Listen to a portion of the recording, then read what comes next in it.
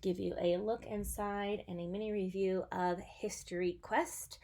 This is the United States history. So History Quest is a secular curricula. However, I am a Christian and I run a Christian school, and I think this particular version or level or book of History Quest is appropriate for both secular and Christian homeschoolers. Now, that is just my opinion. Obviously, everybody has to determine what is right for their family. So, anyways, I purchased the PDF versions of the curriculum, and what I do is I actually put the book, which is what you're looking at, into my Google Drive, and then I access it with my iPad and I read it directly from my iPad. You can also get an audiobook. I didn't get the audiobook, but that is available if you would prefer an audiobook. So one of the things I really actually appreciate about History Quest is that all of these are actually clickable. So I can go to the table of contents and click which chapter I want to go to, and bam, I'm there. And not all PDF curricula that I have purchased has that, and that is super helpful. And it does work even when it is in Google Drive. So let me stay here for a second and show you the different units. So there are 26 different chapters, but there's a little bit more units that I'll show you when we go to the study guide portion. Each chapter has two parts. It's like two chapters within a chapter, kind of. It has the main history lesson and then a history hop. The history lesson is written in a narrative form. The history hop takes the student back to that time period and they meet somebody from that time period. It's like they're actually transported to that time period. So it's pretty cool. So we start with the Haudenosaunee Confederacy.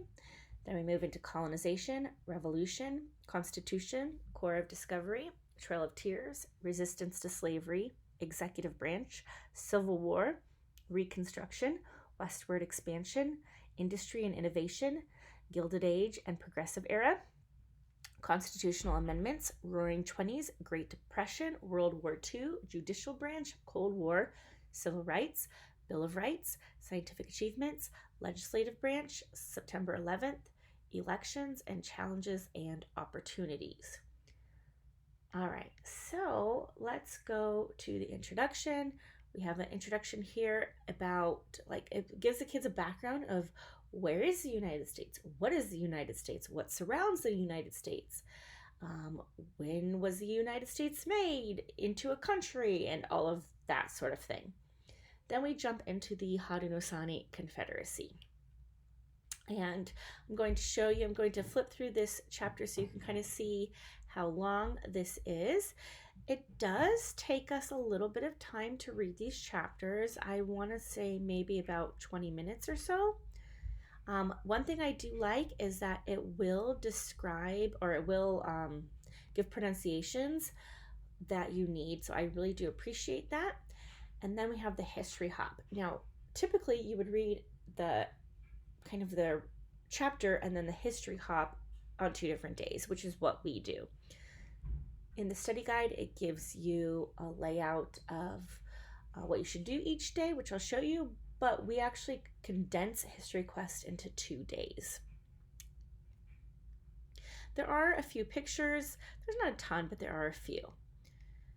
So that is really what this looks like. It is written, like I said, in a narrative form. It does not shy away from hard topics in history.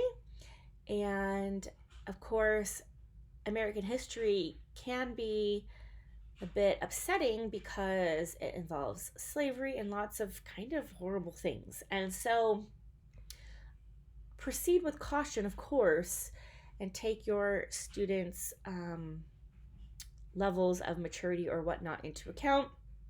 This is designed for the older elementary age, I believe. However, I do use it for K through 8 in my school. All right, now let me take you to the study guide. I'm going to show you that. Okay, now this is my favorite part of this curriculum because it is laid out so well. Now, remember how I mentioned those 26 chapters? So there's 26 units. However, there are some additional I'm not sure if I'm saying that right, units that you just spend reading. So there's Native American tales, Black folk tales, tall tales, legendary women, exploring civics, and my state and local government. Oh, that's a research quest. There's 2 research quests. One is Native American nations, and one is my state and local government. So if you were to add all of those up, it's a 26 plus 27, 28, 29, 30, 31, 32, 33, and then the conclusion, if you wanted to do that on a separate week, 34, and the intro, 35. So you see how it's a full year program. However, so far we have skipped the Heige lessons simply because I personally wanted to leave time in December for us to do a Christmas unit. So in order to make that happen, I kind of needed to leave out the Heige units. But it really is just reading, so you can just add in that reading whenever you want. Okay, so let me show you the how to use this book. So it just goes over some typical things on how to use this, and then it talks about how to complete a travelogue, which I will show you. I guess I should have read this part. The Huga, not Heige, Huga. Anyway, so there you go. There you have it, Huga. Okay.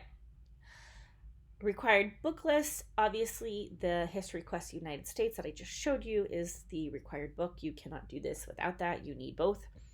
And then there's the Huga literature. And again, I'm skipping that, but if you didn't want to skip that, these are the books that you need. And then we go right into the introduction. So here's what I love about this, and here is kind of the difference for me between this and A Story of the World. So the Story of the World activity guide is packed full of so much awesomeness, which is so much awesomeness. However, for me, it's a bit overwhelming. I had the same issue with 5 in a row. I don't want quite so many options for me. I just want you to tell me what to do and I'll do it. And so for me, the simplicity of this and the actual physical layout of this is totally works with my brain. So each week, and then the introduction is a bit shorter. So actually, maybe I'll skip the introduction. Well, you can see the introduction here. And then we've got here, okay. And then we've got a research quest, which is like a research project, basically.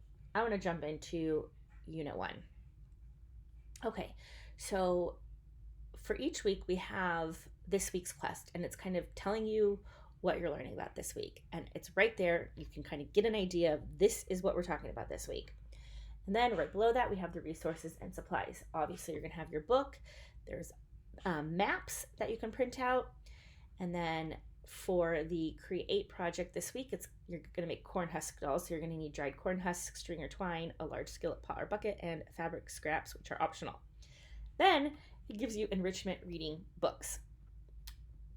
These, I always go on my library's website and I check out any of them that my library has. So far, my library has had at least one from each unit, so it hasn't been an issue. I have not spent any money buying the additional books because it's not needed. Even if you couldn't get any of the enrichment reading, it would be totally fine.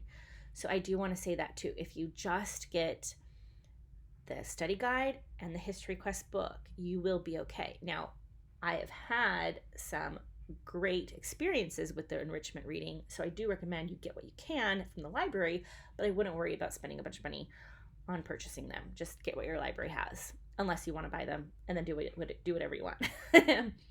So it gives the enrichment reading, and then it has the unit schedule. As you can see, it breaks this down into 5 days. We don't do it like that.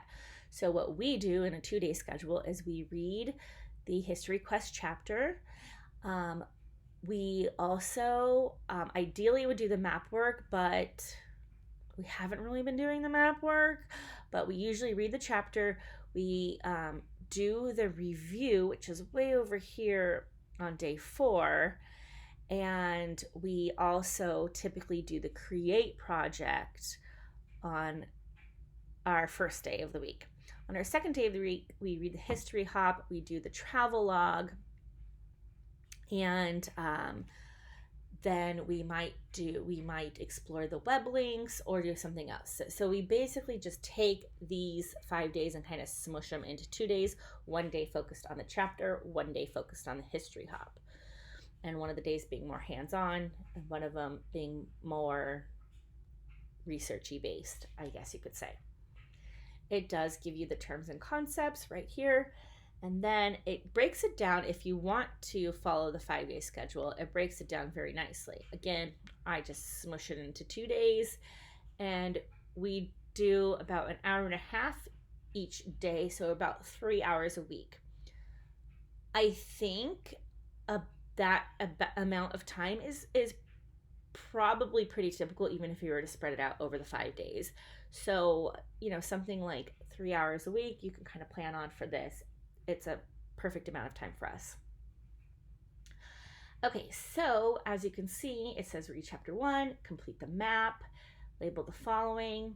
I think one of the reasons we haven't done the map work is because I haven't figured out a fantastic way to do it with my class. It would definitely, the map work is definitely easier, like one-on-one with the student. I'm thinking I probably need to airplay the map onto the TV and do that. I just hadn't quite figured out the best way for a class to do it, but it is a good idea. But I just was having a struggle with my little ones trying to do the map work, and then they didn't know how to spell anything, and then they would ask how to spell everything, and then it was just taking a lot of time, and on and on and on. So we kind of just dropped the map work for now, but I think I'm going to reintroduce it in second quarter. Especially because as we get farther along, they're learning the actual, where the states are and things like that. And so I think that is helpful. Okay, then on day 2, read the history hop, Google Earth. We never do the Google Earth. We just skip that. And then we do the history hop travel log. And I'll show you that in a second, but it's basically where they do a written narration. We always do the create project, except for instead of doing the create project on day 3, we do it on the first day, essentially. And this was super fun, making a corn husk doll. We loved this. We've loved all of the create projects pretty much. They're really fun. And then we always do these short answer questions and conversation starters also on day 1. We have not done the copy work, but it is a great idea. And there's 2 different copy work options. So one is a little bit easier and then one is a little bit harder. So if you do want to do the copy work, that's another thing. I just haven't found the way to perfect that in a class setting. But ideally, what I probably should have done is made copy work books for them with the copy work already printed out on them. Anyway, maybe I'll do that. But again, it's there. And then there are web links that you can go to, and it will link different videos and things. And so that's also really awesome. And then it tells you to read one or more from the enrichment reading list. And so what I have typically done is I will usually read maybe like 1 book with my class, and then the other books, if I was able to get, like, let's say all of these, then I would read the other books with my girls at bedtime reading. Now, the Huga, the reading, you just literally spend the week reading, like I said. So you would get this book and you would spend the week reading it. So it's kind of just like a relaxing time to just read. You don't have any of the other stuff. That's why I felt comfortable skipping it for my personal situation. But I like the idea of it. It's just for our situation, what I wanted to accomplish this year just didn't fit in. but I don't feel like we're missing anything by not doing that. And then we move into Unit 2. Again, we have this week's quest, resources and supplies, enrichment reading, the schedule, the terms and concepts, and then the lessons. And it's very easy to follow. All right, now I'm going to actually scroll back up because I want to click down to the appendix. Okay, so we have the map answer keys, and that's what I was mentioning, that obviously if you have 1 or 2 kids, they can just look at the book. I probably need to airplay this. We do our history downstairs around the couch, and so that's why I haven't airplayed this, because that would have to move us to the classroom, and I really like the comfortable feeling of doing it around the couch, and the kids have their binders, and it's just cozy. So to do the map work, we'd have to move upstairs so I could airplay it, and I don't know, I need to figure out a better way. So there's the map work, and then we have the entire literature list. And what I did print out this entire literature list, and then I just marked, I searched my library, and then I just marked which ones my library has. And then it gives you a supply list of all the things you need for the whole year. It is a lot, but the projects are really fun, so I do recommend doing them. It's probably our favorite part. So yeah, it is a lot of stuff, but it's not really expensive stuff, and a lot of it you'll have around anyway. And then these student pages. So I want to show you these. Okay, so we have the United States History Notebook. So we just put these in a binder.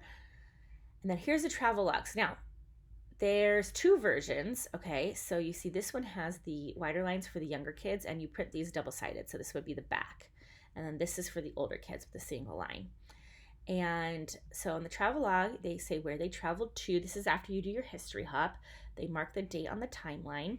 They find it on the map. And we do this part. So I will say we do that map work. We just don't do the full map work. And then here's who I met there, because in their history hop, they always meet a real person from history. Here's what I learned, and here's a question I have. And so for my class, I do not require my kindergarten student to do this travel log. I don't have any first grade students. I have 1 second grade student. I require her to write 1 sentence. I have some third grade students. I require them to write 2 sentences. And then I have 5th and 7th and 8th grade, and I require them to write 4 sentences. And they use this paper, not this one. So my 2nd and 3rd graders use this one, and my 5th and up use this one. There's also a coloring page. I give everybody the option of doing the coloring page, but they don't have to. They usually color this while I am reading the chapter. And then this is just all the coloring pages for the whole book. Okay, and then we get to the map work. We have our introduction map, or 1 map, 2, 3, 4, and so on. And then we have our research quest for the Native American nation, and they will research the tribe. And then we have some Cherokee syllabary. This is one of the Create projects, and there is some videos that they link about it that we watched first, and then there's this worksheet where it's kind of like they have to write the Cherokee word, or they have the Cherokee word and have to write the Cherokee syllables. I will say that even my little ones, my kindergartner, my 2nd grader, they did try this. Now, they did not do all of it, but they did get some, and so it was pretty cool. And then a lot of them wanted to write their names in Cherokee. So a lot of them wrote their names in Cherokee, and some of them even tried to write whole messages in Cherokee. Morse code, we're not there yet, but that will be in Unit 12. History Helpers, Unit 24. And then here's your research quest for my state government. Again, this is intended for older kids, so I would not have my kindergartner do this. And that is what this looks like. So For the history hot paper, you will need 26 of those. So it gives you one, but it's not going to give you 26 of the exact same thing. So you do need to make a copy of that. So if you buy the physical book, though, I did hear that they still only give you one, which I can see how that could be annoying. So I really recommend getting the PDF version because then you have it forever. It doesn't take up any space and you can print out what you need. So I personally recommend the PDF. Obviously, you do you, but that is my recommendation. So, anyways, I hope this was helpful to you to see how it is laid out and written. Again, it is a secular curriculum. I have not found anything that goes against my beliefs. I really, really like everything about this. I have really not found something that I do not like. And just the way that it is physically laid out just helps my brain so much. So I really do appreciate this. Now, I have not even looked at the other levels, so I cannot comment on the other levels, but this one is fantastic. So I hope that was helpful. If you have any questions, leave them down below, and I will leave a link down below where you can find this. All right, everybody, thanks so much, and have a blessed day. Whoops.